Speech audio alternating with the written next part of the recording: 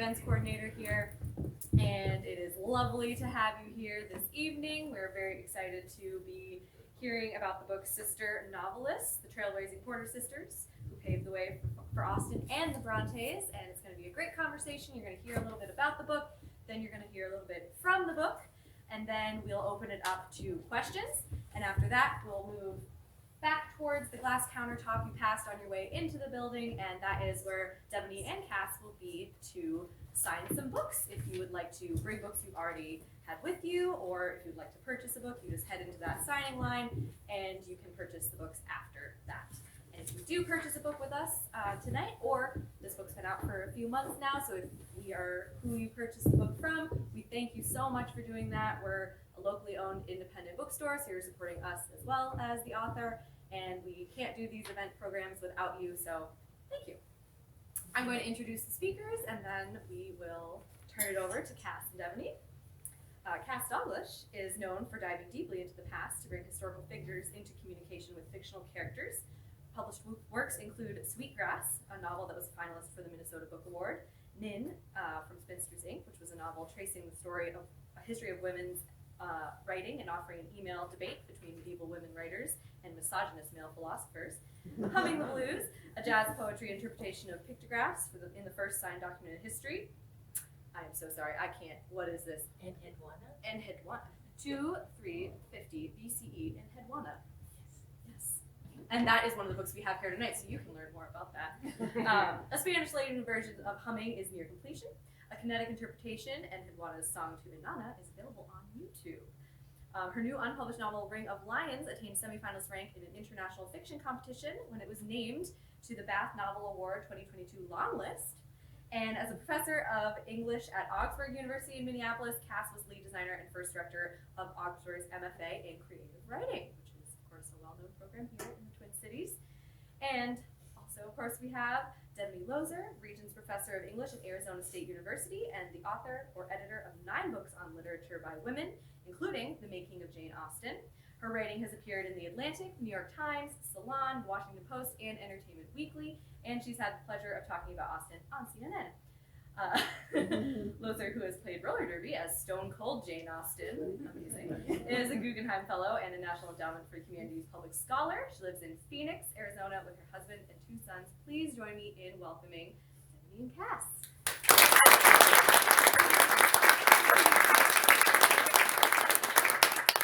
And I want to mention, because I'm so proud of it and proud of you, that I have the great honor of having been Devoney's first journalism professor. And so, The honor is all mine, of course, but yeah, this is just such a treat to get this chance to be in conversation with you. You taught me so much. And there are lots of people in the audience who were my teachers and my classmates, so this just means so much. this is fun. This is a lot of fun. The book, fantastic book. A book of a certain girth really shows that you did an amazing amount of research and study and working on it. And it tells us the story of these 2 sisters who were both novelists. And what amazing women. Jane Porter, whose novel Scottish Chiefs was a favorite of Queen Victoria. Nice factoid, right? Nice factoid.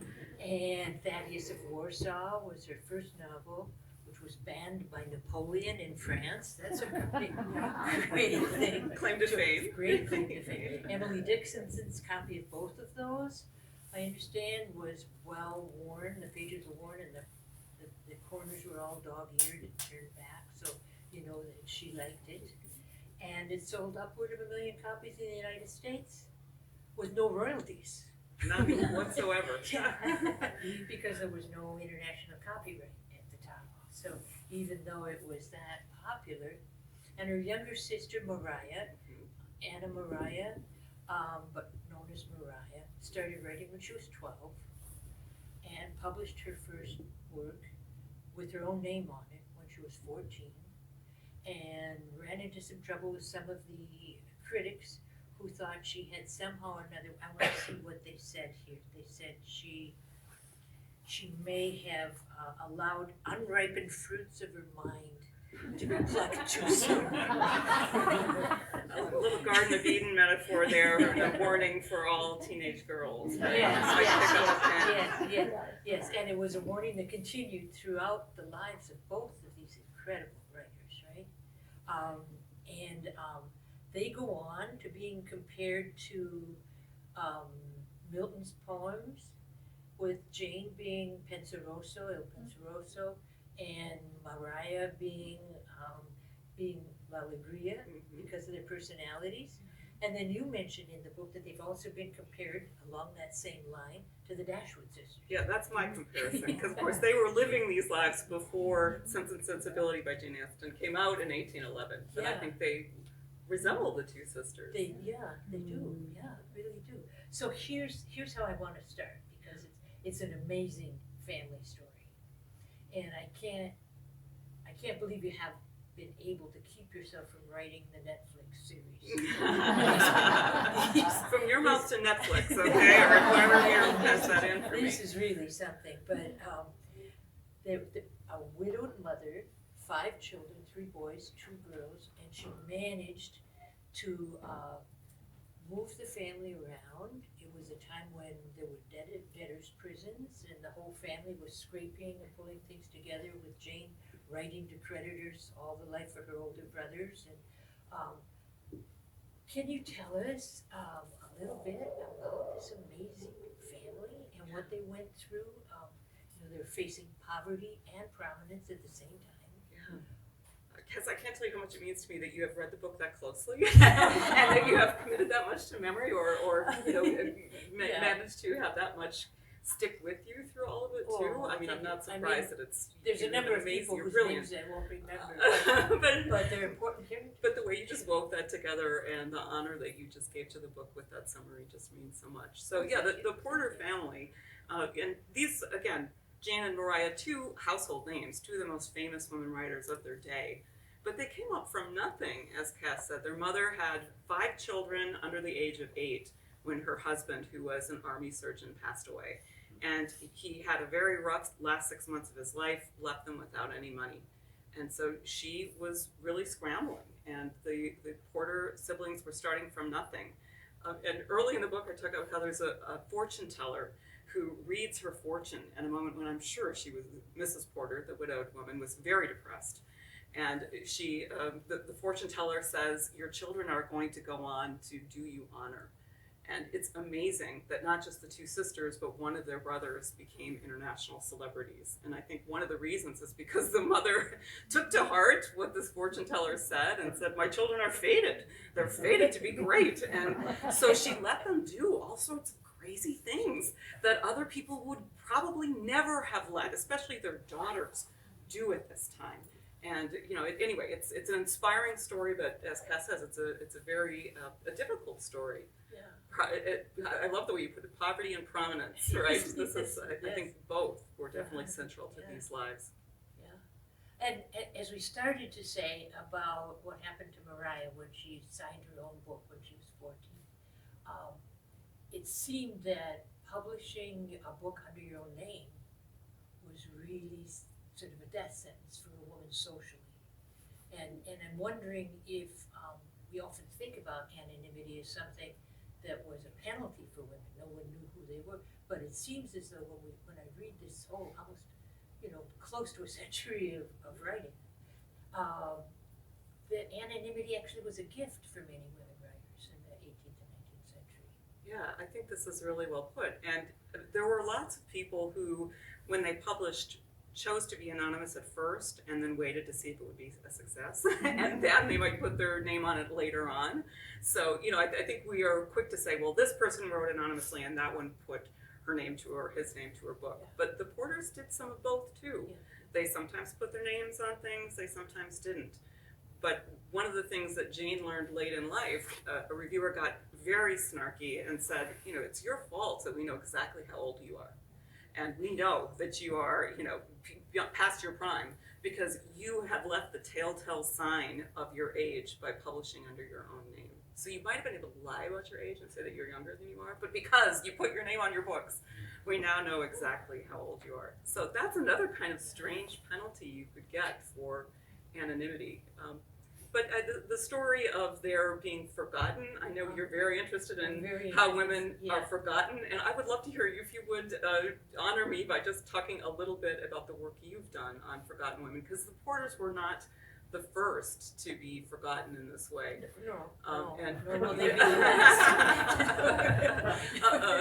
Certainly not arguing that in the slightest. My professor Kathy Nichol taught me well the history of the 18th century novel, and it's an honor to me that she's here. So there were even people writing novels with historical content before the Porters. But would you talk a little bit about Edgewana? And Hedwana. And thank you for the opportunity, because I've made it sort of a life mission for myself to say that if I'm ever in public anywhere, I must mention Hedwana and say who she is and what she did. She is the first writer in the history of the world, to claim a text. So often when I say that, people say, oh, she's the first woman. Yes, but she's the first woman or man. She's the first human being to claim the text that she wrote. And she wrote it in 2350 BC, somewhere around in there, in what we would now call ancient Iraq, near the confluence of the Tigris and Euphrates, and pushed it into clay with a reed. And it was a song in tribute to the god Inanna. And the reason I call Inanna, who was a female god, a god, is that Sumerian is basically an ungendered language. And my Sumerology professor for my PhD is in the back row, so, so I have to be right on that.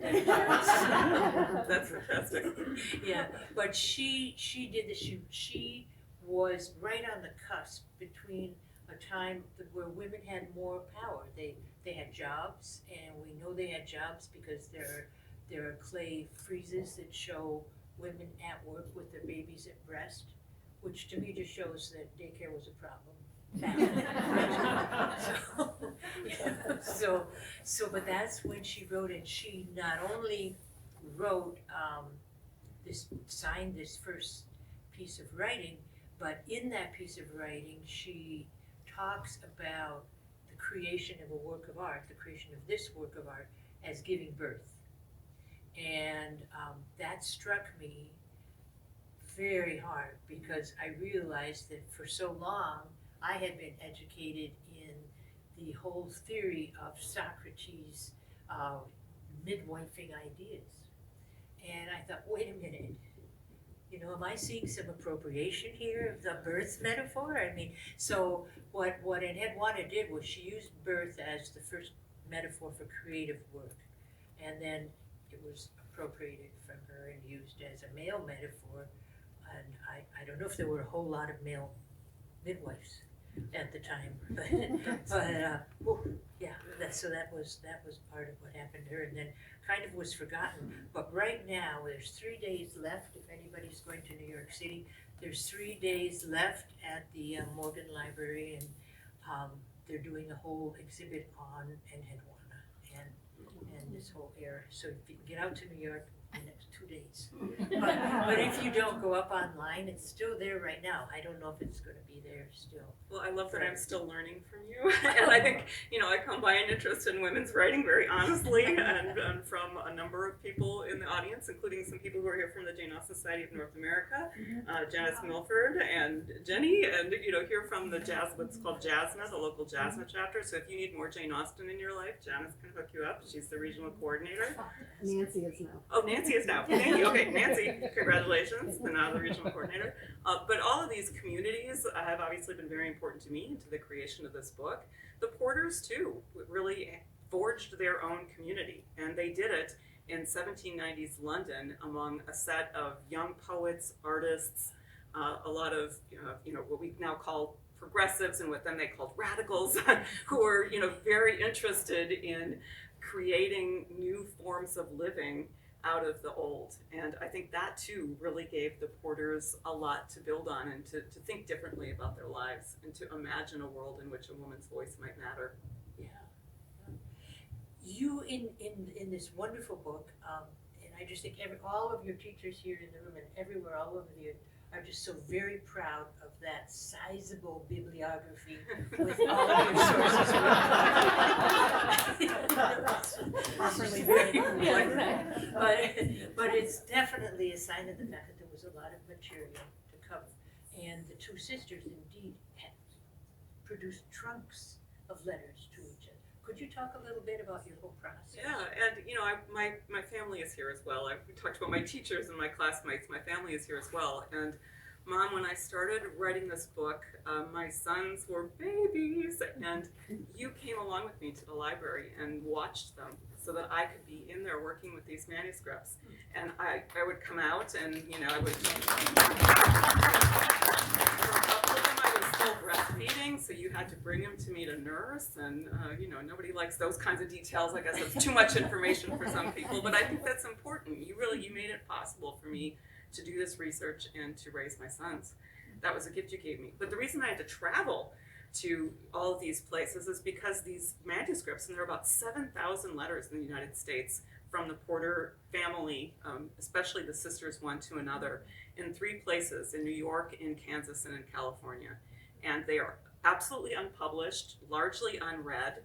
And I was starting out just reading a little bit of them and thinking it would be just a small part of one chapter of a book I was writing on women in old age. But I started reading some of these letters to the 2 sisters, and I was just blown away. The stories that were in there, I didn't even necessarily understand what they were talking about. The first time I read these, I could just tell, wait a minute, you're secretly engaged to some guy you've never met before. Just things that I couldn't figure out what was going on. So it took a lot of years to try to piece together who was who, especially because the sisters sometimes wrote to each other in code. So they'd be like, oh, Apollo said, and Agamemnon said. And it's like, did they really have friends named Apollo and Agamemnon? But no, they were trying to make sure that if their brother or their mom or somebody else got a hold of this letter, they wouldn't be able to figure out who it was. So it was a real excavation in some ways to try to figure out what was going on in the letters. But for Jane Austen, we have 161 letters that survive. For the Porters, there are probably, thousands. Maybe as many as 10,000 pieces of manuscript material.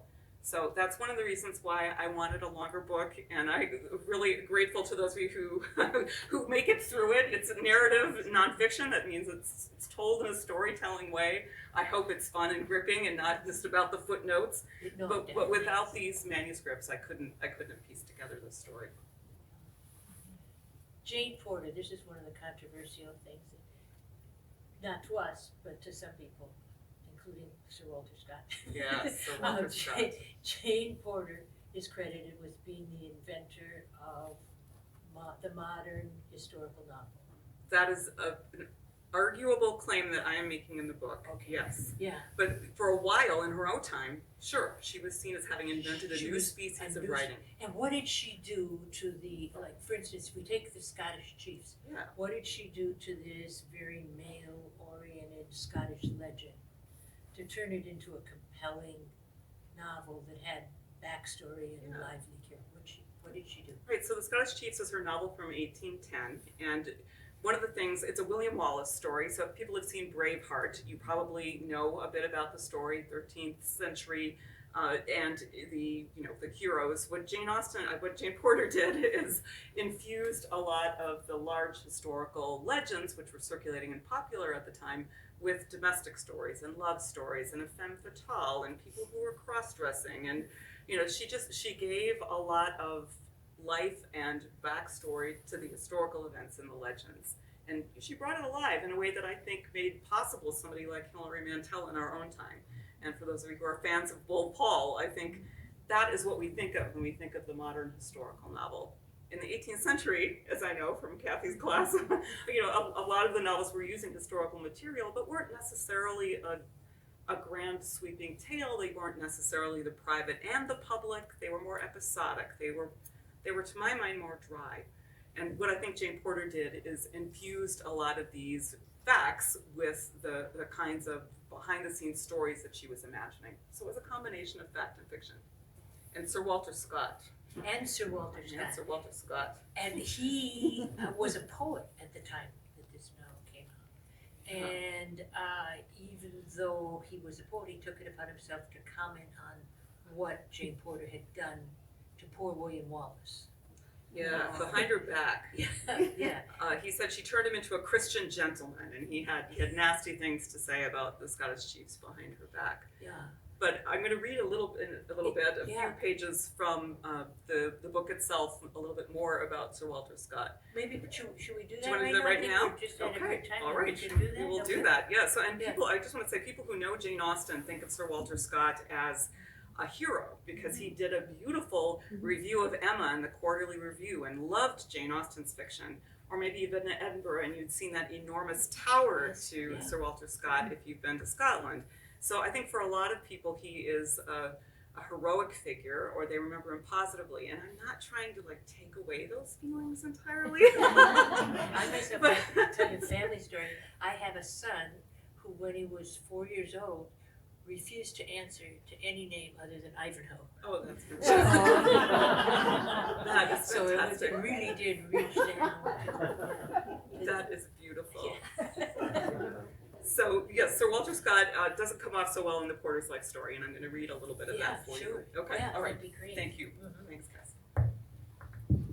And I've chosen a section from, it's about 10 minutes I got here, from chapter 17, and the title of chapter 17 is Monstrous Literary Vampires, Jane and Maria after Walter Scott, 1814 to 1816. And I've got some passages, I'm skipping around a little, so if you see me turning a lot of pages, it's because I'm piecing it together for our purposes tonight. After Princess Mary stormed into the Porter sisters' lives, leaving wreckage behind her when she and their brother Robert absconded from Britain in 1814, another and very different storm was brewing, a literary one.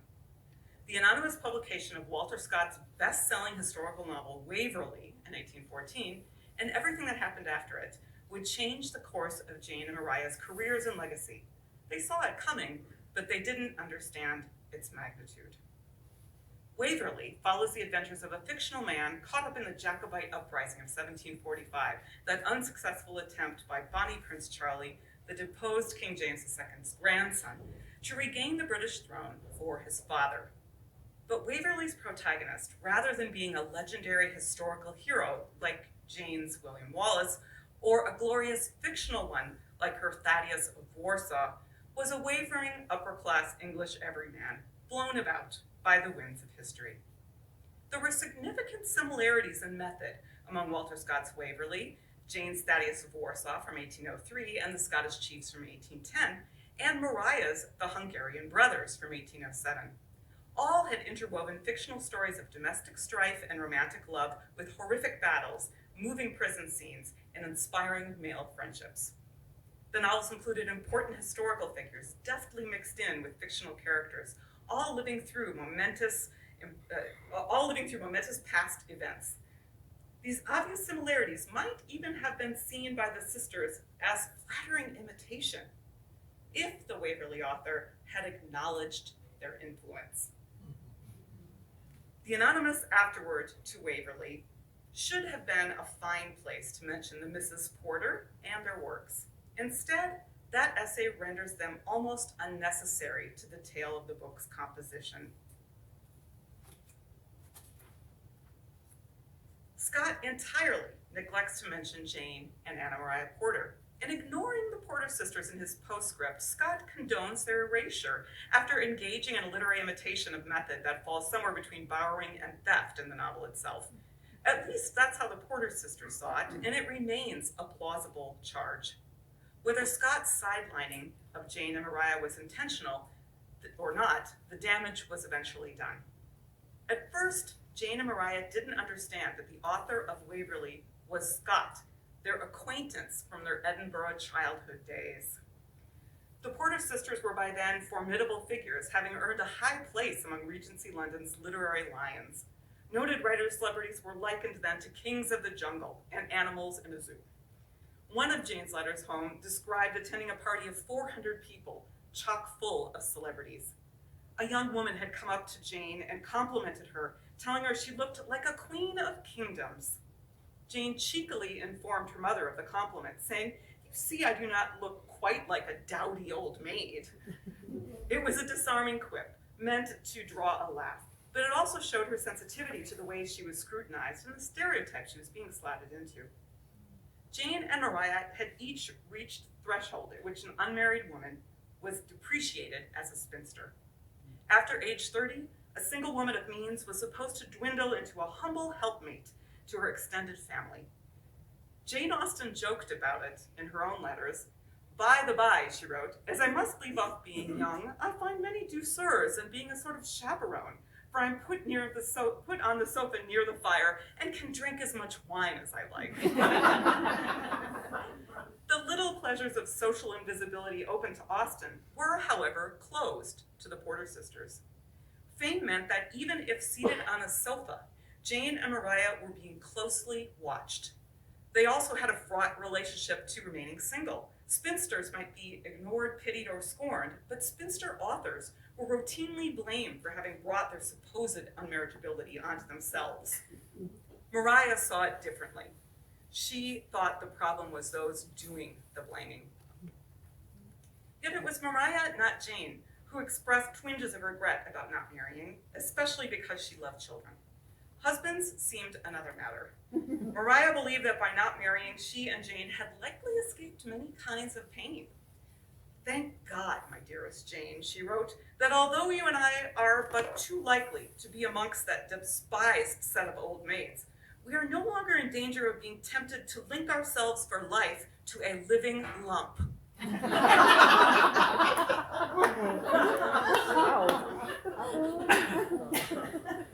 It's a good thing my husband's not here.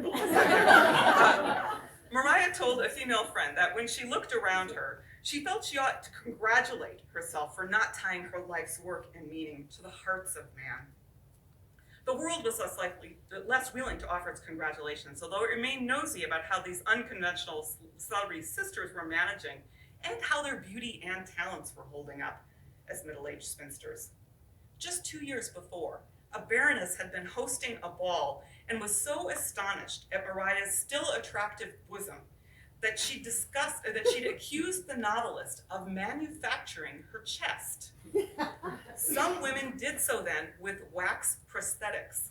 When Maria assured her ladyship that her bust was real, the baroness had thrust her own hands down the front of Maria's dress in front of the entire company to determine whether she was telling the truth. If Regency noblewomen were willing to take such liberties in full view with famous female authors, then it doesn't take much to imagine what titled and entitled men might do on their own estates if they thought no one was looking. Jane and Maria understood perfectly well that female authors' personal and literary reputations were fragile and required management. Jane's popularity was so massive that there was almost nowhere to go but down. She was called one of the era's 3 most recognized literary women, with poet and dramatist Joanna Bailey and novelist Maria Edgeworth. The two were a decade Jane's senior and respected for almost unimpeachable feminine modesty as single women. At a crowded party years before, Jane had looked on as everybody gazed at Maria Edgeworth. Some did more than gaze. They attacked her as they, as Jane put it, clambered over each other's backs like sheep at the water trough to exchange a word with Edgeworth. Jane's response seems to have been watch and learn. Across the 1810s, she was especially anxious that she not be accused of self-conceit or arrogance. She managed her comportment and did everything she could to avoid such a charge. Jane and Maria both set out to be unfailingly polite and humble in public. Novelist Mary Russell Mitford privately called Jane one of the few literary ladies who didn't look like a scarecrow. Maria was appreciated for her countenance, which was gentleness and sweetness itself. It was said that their response to an explosion of compliment and praise was to almost run out of the room. This was how authoresses were supposed to perform genius. And during these years, the Porter sisters obliged the public by conforming. If one were to try to pinpoint the precise moment of the pinnacle of the Porter sisters' fame, then the year 1814 might be it. 65 novels were published in Britain that year, including titles by the era's best regarded novels. But the 2 novels that gained the most long-lasting reputations were Austen's Mansfield Park, which failed to attract reviews and sold poorly. The other was Scott's best-selling Waverley. Speculations about the Waverley author's identity added a frisson of excitement to his books. It would be 13 years before Scott publicly confirmed he was the author who had come to be called the Great Unknown, proving right those who long suspected it. The Porter sisters had an inkling, but they were skeptical for years that Scott was alone behind these many novels, particularly as the titles multiplied, with 10 books appearing in 5 years. Mariah was a very fast writer who'd published 10 books in 20 years. She knew the time and effort required and couldn't believe the novels came from one pen. I persist in thinking the works are from a manufactory, Mariah told Jane, and that there's a regular firm of writers there. Now, Scott did secretly rely on assistants, collaborators, and a secretary. He was known to have dictated a novel. Mariah recognized, too, that the works varied in quality. She thought The Antiquary from 1816 was as good as its kind as the former works, but that the author paints love with a pencil dyed in water gruel. By the end of the 1810s, Mariah predicted public taste for the Antiquary and infused Waverley novels, thick with event but thin on feeling, would fall off. She was wrong. Public taste lasted, and as it hung on, critics began to forget, ignore, or downplay the inventions of the Porters in historical fiction, crediting instead the Great Unknown.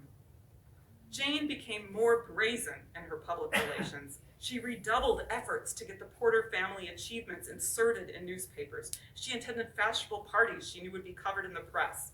Mariah's attitude, by contrast, often sounded more sadly defeated. To you, I may say, what to others would be folly and scarcely understandable, that I am somewhat vexed at the unfairness of this concealed writer, Mariah wrote of the Great Unknown, Scott. He evidently uses our novels as a sort of storehouse from which he draws unobserved whatever odd bits of furniture strikes his fancy for his own pompous edifice. I do not say he steals the thing itself, Mariah continued, but the idea and the fashion of it. And if he had the honesty to show that he thought well of our writings by a word or two of such commendation as he liberally gives to works that have no resemblance to his own, I should say the conduct was fair and allowable. But I quarrel with the self-interestedness of valuing the hints we give him, yet never owning that he does. Mariah shared her vexation with the Great Unknown's selfishness with Jane alone. Jane would eventually go directly to the public to set the record straight, just as she'd threatened, after she grasped the true extent of Scott's neglect, borrowing, theft, or vampirism. It would take 15 more years for Jane's justified anger to reach that boiling point. So I'll leave you.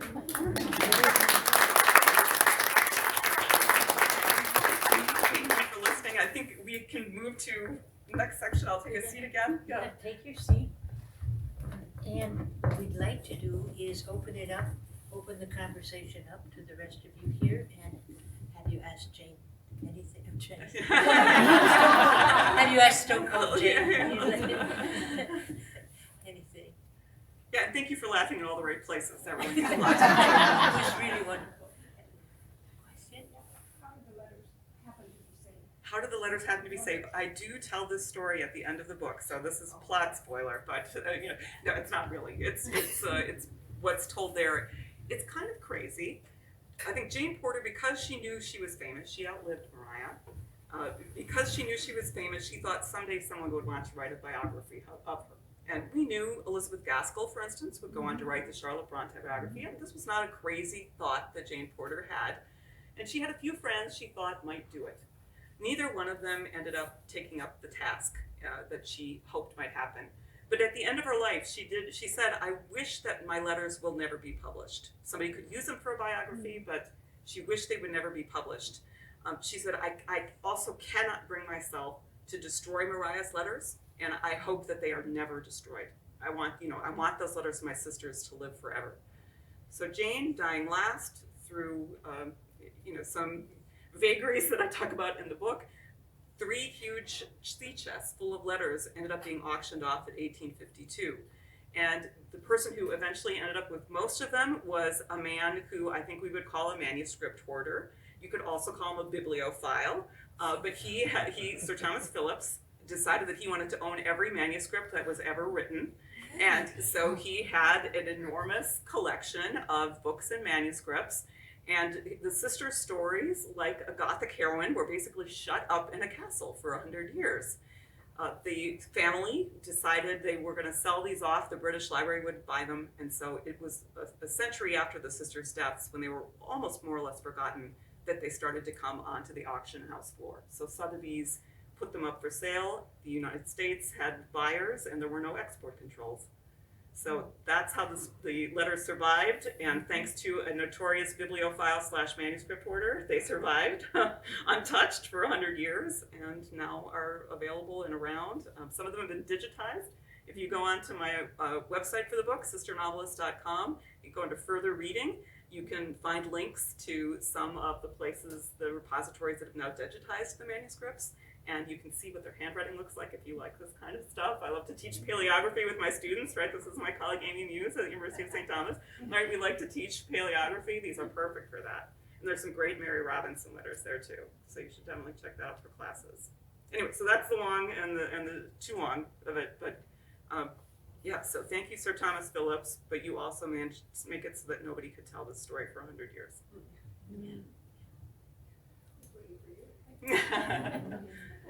Definitely, will you talk a bit about the research journey, because you were working on this book for a long time. Yes. And how did you first learn about Jane and Mariah? So Amy and I have known each other since 1994, when I was on an NEH summer seminar in London learning about biography, and Amy was one of the, what was your title at that point? Slave, graduate assistant. I was a graduate. Yeah, graduate assistant for the mentor who taught the seminar on biography. So I was obviously thinking about biography that far back, and we were learning how to do archival research together there, weren't we? But I didn't really know about the Porters for another 8-10 years after that. And when I wrote this book on women writers in old age, I had a chapter on Jane Porter's old age. But as I was saying earlier, I got sucked back into the sisters' early letters. I mean, these letters are really amazing. They're just confessional and heartfelt. I hope you got a sense of that from some of them that I read aloud. The living lump line, I'm so glad you laughed at. But like there are gems like that in every letter, in just every letter. These sisters told each other everything, and they were snarky and funny and wry, and clearly felt a sense of having been both feted and recognized, but also wronged and shortchanged, and both of those are true. Thank you, Amy. Thanks for being part of this journey for all those years too, and I'm so glad we still know each other.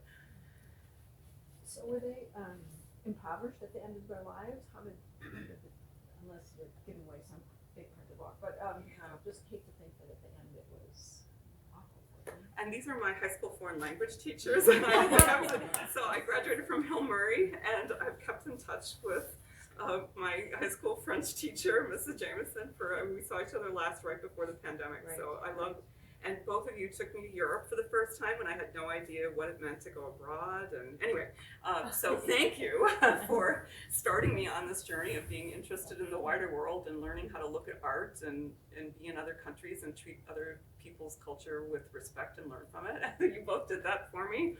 So now I'm already forgetting the question, Sarah. End of their lives. Yeah, thank you. So the end of their lives, they were still struggling. And I would describe it as a genteel poverty, is how I would describe it. And it is a more difficult story that I hope you'll want to read in the book. But there were, Sir Walter Scott died in a lot of debt, but he had an amazing castle and tons of relics. Jane Porter never had a home of her own. She was always somebody's house guest. She would go from house to house in order to be able to stay free in somebody's comfortable circumstances and have the advantage of their servants. So I would describe it as genteel poverty. And one of the brothers, though, actually died in debtor's prison. Yes, there's a whole chapter about that too. So we got chapter, and I haven't even mentioned, except for in a slight mention in the beginning, that another brother married a Russian princess. Can you believe it's taken us this long to mention the Russian princess? It's up right there. And she was an absolute horrible disaster, and both sisters ended up supporting her and paying her debts. They paid the Russian princess's debts. So they really felt a lot of it's love especially for this brother Robert, who was the famous artist, but who chose he chose his princess poorly. But the good side of that was that Jane was very popular in Russia. Yes, and she did travel to Russia at the Yeah. end of her life and met a lot of the people who ended up Tolstoy featured as characters, real and fictional, in War and Peace. So there you go. Who knew? You were going to get Russian princesses, Tolstoy, War and Peace. I'm telling you, this book can take you so many places. I hope you want to read It it. is, it really is. Yeah. I'm sure there must be a question over here. From the English major From the friends. English major. So, Devoney, what did you find to be the most unexpected joy when you were reading the letter? Yeah. You know, I think and I write about this right at the beginning of the book, there were moments where I would forget what century I was in. And I don't know if that sounds like too woo-woo or crazy, but I think I didn't forget that I am not one of the Porter sisters' friends. Like, I was clear that I was not in their world, but I was not prepared for how hard it was to get yanked out of this world that they created in their letters to each other. So I would say that. But, you know, there are lots of things that didn't make it into the book, and one of the most moving to me is when Jane Porter describes late in life, first getting on a train, and how terrified she was, and what it was like in that era to have grown up on stagecoaches, and then in late life, for the first time in your life, getting on a train and feeling like you're you know, putting your neck, you know, that you could die from this experience. So moments like that were really moving to me too, in terms of imagining yourself in the past through the eyes and the words of these amazing writers. Thank you, Laura. And thank you for loving books with me together all these years, you know, fellow English major friends.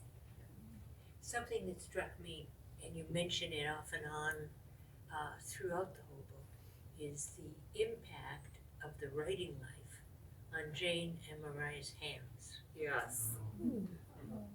Could you talk a little bit about that? Yeah, so Mariah especially, and this is really personal for me because I also gave myself severe carpal tunnel over the course of writing this book. So, you know, I'm having a hard time answering this. But before I got it myself, I was reading about Mariah. She wrote so much so fast that she basically, I think, had severe untreated carpal tunnel. And they talked about ways that they would try to relieve their wrists and treatments that they used. They were writing so fast in order to make money to support their family or their brother or this spendthrift princess, that they really, you know, I shouldn't compare myself in that way because this book has never for me been about, you know, can I have my next meal, or, you know, but for them it really was more on that level, and so they absolutely did in their hands. And the other thing is, I don't want to ask another question if somebody else has one. Okay, then I get to ask this one. The thing that struck me, and you kind of mentioned it a little bit, but from the very beginning to the very end, and she lived to a very, very lived a long life. She was 74, yeah. Yeah, I'm thinking about Mom. Oh, Mrs. Porter. Mrs. Porter. Yes. Can you tell us that, because here's somebody who was basically alone with these children. How did she do it? Yeah, then I come from a long line of Minnesota women who are blunt and snarky, and some of them are here, and I think that's not fair. I think this is a good thing. So, but Mrs. Porter was very, very blunt. When they moved into an apartment in London, that she said to her daughters, "This place looks like a dog hole," and the daughters said, "Well, we're going to make it look nice, Mom. And it's not the size of a place. We're going to make it look beautiful, Mom." She's like, "No, it's a dog hole." So I really think, I hope that Mrs. Porter, too, comes out in the book, because she is a hero as well. She let her daughters have so much freedom. And if you read it, you'll see there were dangers that came along with the freedom that they had, too, for sure. For sure. But they wouldn't have lived these interesting, full intellectual lives without their mother encouraging them to go to the library, arranging for them access to a private library. Without her saying, "Sure, you want to go see some friends? You're going to take the overnight stagecoach by yourself? Yeah, go ahead, you do that." And I think our thoughts of the early 19th century are that that doesn't happen, right? So to me, Mrs. Porter is a hero, both for her being blunt and snarky and straightforward, which are positive things, positive qualities, and for her forward thinkingness about what a girl could learn and do in the world. She probably loved her boys, as much or more, just to throw that out there too. So you'll see that. Yes. I'm curious, you talked about living in genteel poverty. Do you know what they were paid for their works, and was it much less than male authors, even though they tried to stay anonymous? Yeah, and there is that kind of detail in the 576 pages that Anne was teasing me earlier, like, how many pages is this book? there is that level of detail in there. But there were moments where they were quite well paid, but they were already so in debt they couldn't dig out of it. But earlier in their lives, much like Jane Austen, they would be paid £10 for a book, and you can't live on that very long. One of Mariah's first books she published at her own risk, so kind of like crowdfunding, and they probably made £30 off of that, which I estimate probably paid the entire family's expenses for 6 months. So, there were ways that they were doing better than others in terms of what they were paid. Thanks to their ne'er-do-well brothers, they just could never quite dig out.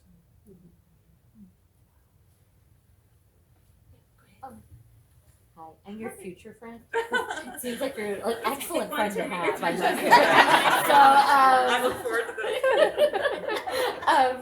that. One of the things, it's funny because I'm really enjoying reading the book right now, but it's rare for me to read like a biography of somebody, especially of an author whose books I haven't read.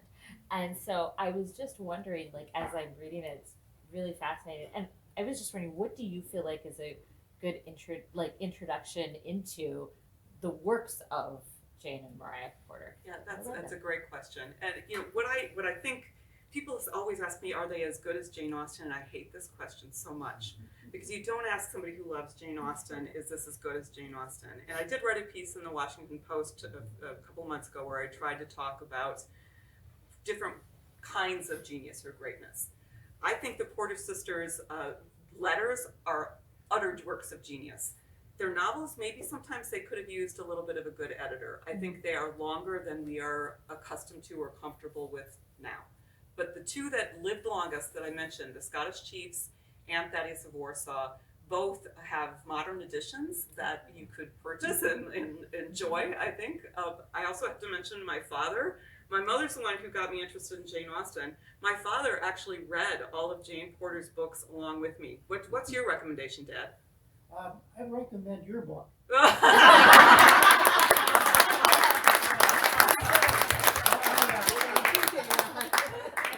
I've read all the Jane Austen books with the exception of Sanditon because she never finished it.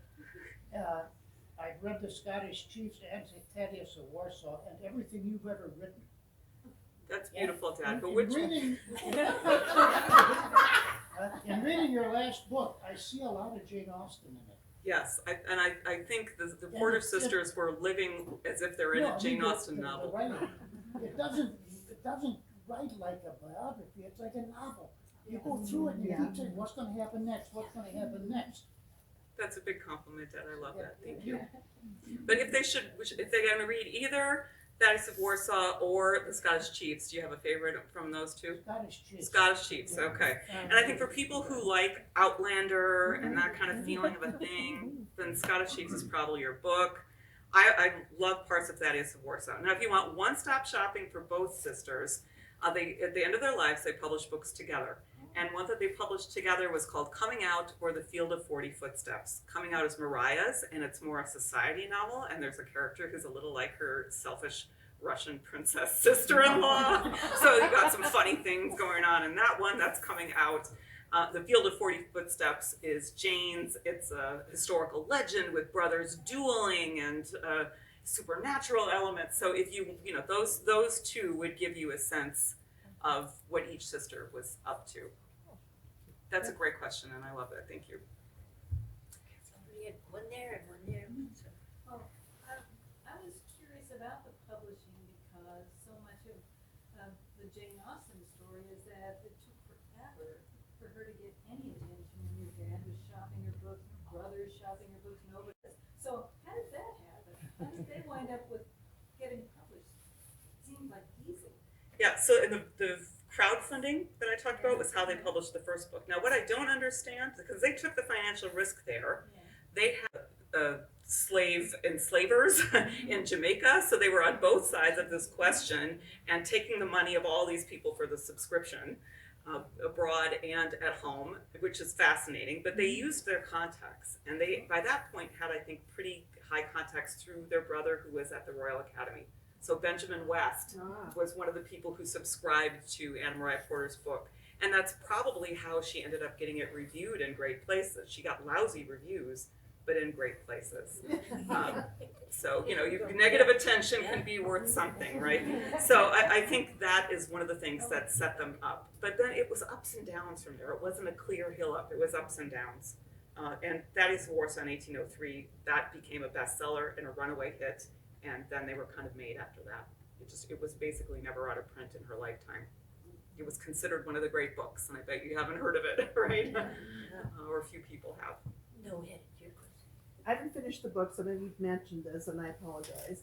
But do the Porter sisters talk about Austen or Brontes Yes. in their letters? What do they say? So not the Brontes. The Brontes started writing in the late 1840s. So Okay. Jane Porter was still alive. We don't have it.